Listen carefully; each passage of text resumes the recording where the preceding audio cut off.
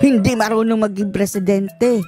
At para kay VP Sara Duterte, mga kababayan, wala na tayong head, wala na tayong presidente, hanggang vice president na lang. Para tayong bansang walang ulo. Dahil ang ulo natin parang nagnag na, nasira na. Wala na para kay VP Sara. Para lang yan kay VP Inday, mga kababayan, ha. Hanggang vice presidente na lang tayo. Dahil parang wala na tayong presidenteng matino, mga kababayan. Nagpaliwanag po si VP Inday Sara Duterte, mga kababayan, kung bakit vice presidente ang kanyang tinakbuhan at hindi presidente. Sabi niya, mukhang nilagay daw siya dyan para buwisitin yung mga nakaupo ngayon dahil sinabihan na daw siya, mga kababayan, noon pa lang binalaan siya na kahit anong gawin daw niya, mga kababayan, ay hahabulin siya ng dalawang ito, si Leni Robredo at si BBM, kahit daw hanggang impyerno. Kaya ang gagawin na lang ito si VP Sara ay buwisitin sila kung sino man ang magiging presidente, mga kababayan. Dahil sabi ni VP Inday Sara, ayaw daw talaga niya maging presidente. Marahil, mga kababayan, for delikadeza at marahil hindi pa talaga siya ready. Kaya naisip niyang tumakbong presidente sa halip na mayor dahil mas mahihirapan ang mga ito kung vice-presidente siya kaysa sa pagiging mayor. Kung sakaling, mga kababayan, aasim ang relasyon nila sa presidente. Panoorin po natin. Ma'am Marlene po from Radyo sa Estrada. Here po. Yes, ma'am. Ma'am, having said na hindi mo kasalanan na hindi marunong maging presidente, hindi ko po ngayon. Hindi marunong maging presidente. Hindi po kayo kontento sa trabaho po ni... Ay, ano pa nga ba? Umalis ako, diba? Sa Pati kami, pati taong bayan. administration. Hindi ko na gusto yung mga naririnig ko dun. Hindi ko na gusto yung mga nakikita ko dun. Kayo, Sabi ni Sarah, may 2.0 na presidente. gusto niyo ng pera, natatakot kayo. Grabe daw Huwag pera. niyo na ako Gold isahin. rush sila ngayon, mga kababayan, ng mga nakaupo. Kung presidente niyo siya, okay lang. Ako, hanggang vice president lang ako. Hanggang number 2 lang itong bansa na ito. Wala itong number 1. Oh, wala nang presidente ang bansang ito, mga kababayan. Vice president na lang. Agree! Para sa akin. Sabi niya, wala kang kawala dyan. Saan ka Ang nag-advise kay VP Sara niyan, mga kababayan, ay si Villar. Yung matandang Villar, si Manny Villar. magtago, saan ka man pumunta, hahabulin ka nila. Hanggang Kasi impyerno. tinitingnan nila ang 2028. I don't regret running for vice president. Kasi imagine nyo, kung mayor ako, tas hinahabol nila ako ngayon. Diba? Napakadali nila ako i-suspend. Correct. Napakadali nila ako Gawan-gawan na kaso. kasuhan. Napakadali Napakadali nila ako tanggalin sa pwesto as mayor. Ngayon, hindi nila ako matanggal. Dahil vice president at mas mataas pa ang boto kaysa kay Ngagnag. They can drag me to hell. They can drag me to hell. Pagdating nila dun, ako pa rin yung presidente ng impyerno. Siguro, yun yung rason. Siguro yun yung rason. Para, ganyan gawin ko, bullshitin ko sila ng bullshitin. Bullshitin na lang sila ng bullshitin. Bullshit kayong lahat. Bullshit kayong lahat. Mga ngag-ngag. Drag me to hell. Drag me to hell. Sorry ha. Sila mo na ha, kasi hindi pa sila nakatanong. Ma'am, good morning. Bullshit kayong lahat. Since wala po kayong intention to run for Vice President from the very beginning, can we say na napilitan ba talaga kayo, and without yung call ni Senator Amy, masasabi nyo ba na nagamit lang kayo para lang manalo si President Bongbong Marcos? Nagamit, nabudol. Ginamit, mangga. Napilitan, hindi. Nagamit, oo. Very rational yung decision making ko sa pagtakbo as Vice President. Sinabi ko kanina. Ganon din ginawa ko. Nilista ko yung positive, nilista ko yung negative. Nandun yung positive, sinabihan ko yung pamilya ko, tell me the negatives. The negative. Ano yung isang tanong? Nagamit. Yes. Clear Of course naman. Tinanong ko, bakit ako? And then she said, Matatalo kami ni Lenny kung hindi mo dalhon ang mga Bisaya. Kung hindi mo dadalhin ang mga Bisaya daw mga kababayan, matatalo sila ngag-ngag. Kaya nagbigay ako ng options. Bisaya tanan, Dolorosa, Bongo, options. Pacquiao. Gusto And nila then she Duterte said na hindi kayanin. Malakas ang Duterte. Tapos afterwards, tinuring na parang basura si Sara. Except for Manny Pacquiao, Tatakbo lang yung presidente, yung ambisyosong yun eh. hindi Pacquiao. naman siya nagsabi na hindi kakayanin. Ang sinabi lang niya, nag-refuse.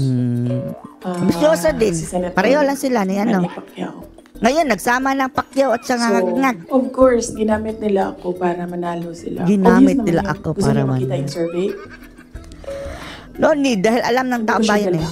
Pero next time dalhin ko and then pwede kayo tumingin pero hindi kayo pwede magpicture. Pwede So, video. yes, Inom na naman ang kanyang Tumblr mga kababayan Sikat na sikat ang Tumblr ni sa Dapat- BP Inday. tumakbo na lang po kayong presidente. Hindi din. Kung papabalikin ako, tatakbo kang Vice President. Vice President pa rin tatakbuhan. Lagay ko dyan. Drag me to hell. Huwag niyong pilitin dahil iba yung mga Duterte mga kababayan delikadesa. Para talaga walang masabi. At hindi naman nila kailangan yan Taong bayan ang may gusto mga kababayan. Magkita tayo sa gitna, Vice President muna ako. At mukhang para sa atin na okay na si Sara, hinog na pero para sa kanya siguro, personally, bata pa siya tapos kailangan pa talaga niya ng experience dyan sa taas. Pero tayo, okay na tayo, pero siya ang may decision Yes. Bea, Ma'am Borajo. Yes po. Hi ma'am, kanina po kasi sinabi nyo na, ma'am here. Yes.